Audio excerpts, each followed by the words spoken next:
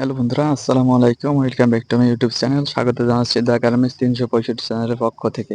বন্ধুরা, আজকে আমি বিস্তারিত আলোচনা করব যে এবার ঈদুল আজহা উপলক্ষে অর্থাৎ যে কোরবানি ঈদ আসতেছে, এই কোরবানি ঈদের যে একটা সরকারি চূড়ান্ত ছুটি ঘোষণা, সেই চূড়ান্ত ছুটির তালিকা কিন্তু প্রকাশ হয়েছে। সেই তালিকা আমি প্রকাশ করব যে কতদিন ছুটি এবং কয় তারিখ থেকে সরকারি ছুটি ঘোষণা হবে, এই বিষয়টাই কিন্তু আজকে মূলত আলোচনা।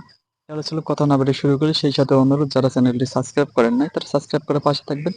আর যারা সাবস্ক্রাইব করেছেন তাদেরকে আমার চ্যানেলের পক্ষ থেকে অসংখ্য অসংখ্য ধন্যবাদ।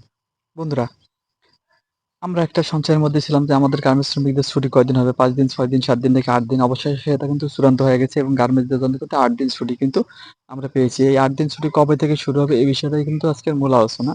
তো এবার গার্মেন্টসে সরকারি ছুটি শুধু না, অল বাংলাদেশ যেকোনো সরকারি বেসরকারি সব প্রতিষ্ঠানে কিন্তু একটা সূচি প্রকাশ করেছে ছুটির, সেটা কিন্তু হচ্ছে এবার কিন্তু ৫ই জুন থেকে কিন্তু গার্মেন্টস ফ্যাক্টরিগুলো কিন্তু ছুটি ঘোষণা করা হবে। অর্থাৎ সমগ্র বাংলাদেশে কিন্তু ৫ তারিখ থেকে কিন্তু ছুটি এ শুরু হয়ে যাবে, সেটা সরকারি বেসরকারি। এর মধ্যে যদি কিছু, কিছু গার্মেন্টস আছে যেগুলো ৪ তারিখ দিতে পারে, সেটা হচ্ছে কম। যদিও ১০০% এর মধ্যে হচ্ছে 10% ফ্যাক্টরি যদি হয় সেগুলো হচ্ছে ৪ তারিখ ছুটি হবে। আর বাকি সব ফ্যাক্টরিগুলো কিন্তু ৫ তারিখ কিন্তু ছুটি হবে।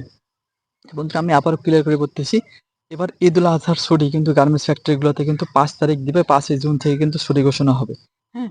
তার মধ্যে যদি আগে দেয় সেটা তো আমি বললাম 10% ফ্যাক্টরি, অর্থাৎ কিছু, কিছু ফ্যাক্টরি আছে যারা ৪ তারিখ দিবে। তাছাড়া বাদবাকি সব ফ্যাক্টরি কিন্তু ৫ তারিখে কিন্তু ঈদুল আজহার ছুটি ঘোষণা হবে এবং এই ছুটি শেষ হবে যে ফ্যাক্টরিতে যতদিন ছুটি দিছে সেই ছুটি অনুযায়ী কিন্তু যোগ করে কিন্তু তাদের কিন্তু সেই অনুযায়ী কিন্তু ছুটি হবে। যদি ৫ তারিখে ছুটি হলে যাদের ১০ দিন তাদের ১৫ তারিখে অফিস খুলবে এবং যাদের ৪ তারিখে দেবে তাদের ১৪ তারিখে খুলবে। এই হিসেবে এক কথায় আমি সাপোজ বললাম, ধরে দিলাম যে ১০ দিন বন্ধ, এই অনুযায়ী কিন্তু ছুটি হবে। যাদের ৫ দিন তাদের কিন্তু ৪ দিন করে, ধরেন ৫ দিনে ছুটি, তাহলে তাদের মনে করেন যে ৫ তারিখে গেল তাদের ১০ তারিখে অফিস খোলে। সাপোজ আমি এভাবে একটু বুঝালাম। এ অনুযায়ী এক কথায় আপনাদের যেদিন ছুটি হবে, আপনাদের যার যতদিন ছুটি সেখান থেকে শুরু করে যোগ করে যে হিসাবটা হবে সেই দিনে কিন্তু আপনাদের অফিসটা খুলবে।